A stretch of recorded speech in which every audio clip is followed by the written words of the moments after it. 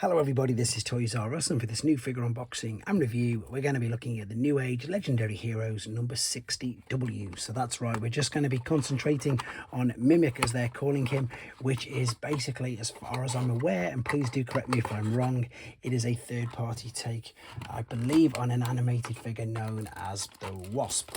So we're going to save the shattered glass version of Windcharger for another video, just so I can quickly get through this. So we're going to have a quick look at him in both of his modes, help you decide how you want to display him. We're going to compare him with the original owner of the mold, the original Generation 1 mold as well, and we'll then of course get him into his robot mode and have a look at him compared to some other Newage and other third-party figures as well. So as I start to pop all these away, I'd like to remind anybody who's not subscribed to the channel, if I'd hit that subscribe button for me now, please. And also to thank Shozy, because that's where this came from. And as you can see, they got him to me nice, quickly and safely. So yeah, the packaging, they come packed as two, which I think is brilliant because they are so small. But this is the shattered glass version. As I say, we'll look at that later on.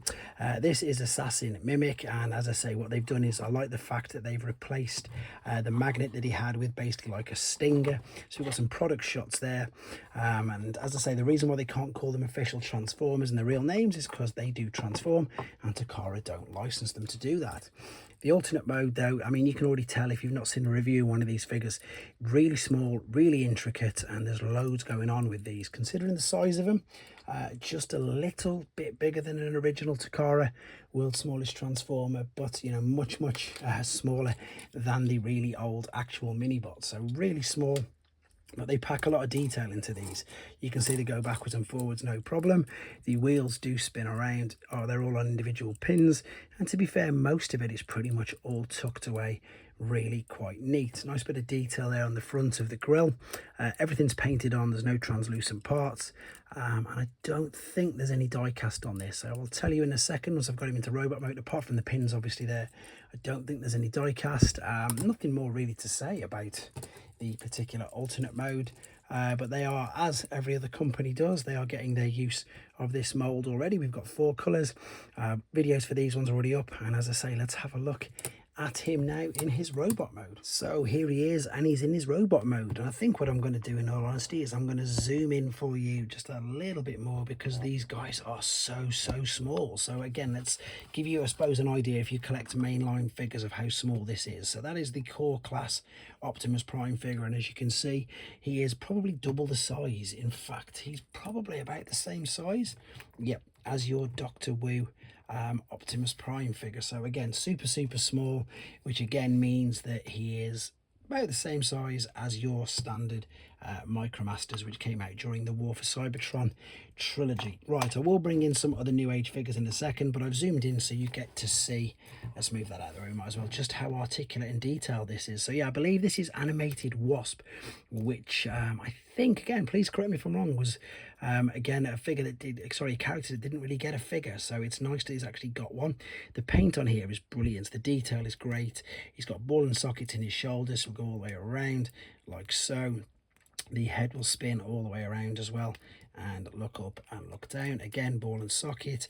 You can spin the waist all the way around like so. Legs will go out to the side, legs will kick up to the front, knee bend, hip swivel, ankle tilt, rock, loads of things going on. And if you saw the transformation process video for this, it was very stiff, because it's brand new, to be honest. As I say, I transformed this guy into robot mode and it took like literally about a quarter of the time. But the reason why I do them is because, again, when you get your figures, they're brand new as well, so you do want to see what it's like for a brand new figure, not one that's been, you know, transformed loads of times and just everything flows really easily. All right, so there is Windcharger, and again, thanks to RJ, my subscriber, who correctly told me that last time he had a magnet in his hand, whereas this time it's got a stinger. So there you go. I like the way that works, to be honest.